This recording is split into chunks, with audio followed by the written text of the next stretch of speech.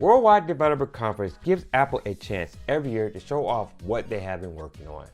And of course, Apple will have updates to their familiar list of products and devices. But who says you can't teach an old dog new tricks? This year, we're expecting something big and new. So without further ado, let's take a look at what to expect at WWDC 23.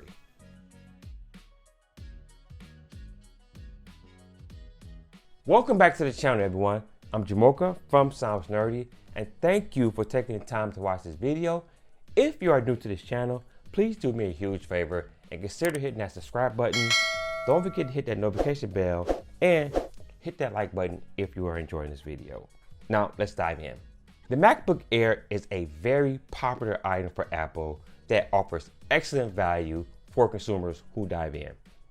But right now, only a 13.3-inch option is available. Those who are looking for a bigger screen have to settle for the 13-inch, look elsewhere, or pay up for the MacBook Pro.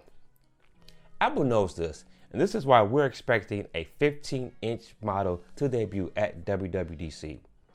The 15-inch option should offer the same key specs that the 13-inch model offers. That means the M2 chip should be inside, and the expected resolution should be the same as the 14-inch MacBook Pro.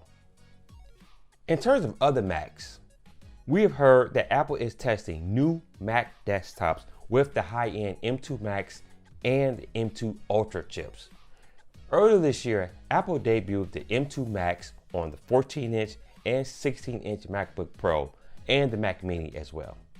The M2 variation for the desktop Mac is expected to have the following specs: 8 high-performance cores, 4 efficiency cores, 30 graphics cores, and 96 gigabytes of RAM.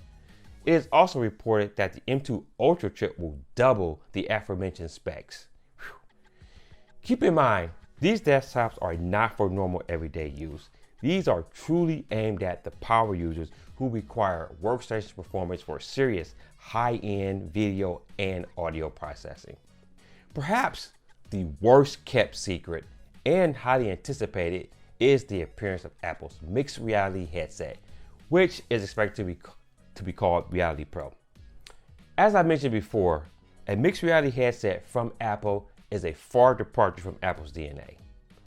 Thanks to recent leaks and rumors, we have learned quite a bit about the headset. The Reality Pro is expected to be a high-end headset featuring 4K micro LED displays with an 8K total resolution. Each display is expected to have over 5,000 nits of brightness and 4,000 pixels per inch. Let's stop for a second and talk about the brightness. To put things into perspective, the Quest 2 max brightness is 100 nits. HoloLens 2 offers 500 nits, while Sony PSVR 2 maxes out at 265 nits. That means the Reality Pro is 50 times brighter than the Quest 2, 10 times brighter than HoloLens 2, and over 18 times brighter than the PSVR 2. Very impressive on paper, to say the least. I do wonder how and what applications will take advantage of that, and if the headset will push 500 nits all the time. The headset is also expected to have an external battery pack, which will be tethered to the headset. This is an interesting and questionable design decision. We've also heard that the headset will be powered by the M2 chip. With those features, no wonder a rumored $3,000 price tag is expected, making this a very expensive VR headset to market to consumers. In a previous video, I briefly touched on who this headset will be for.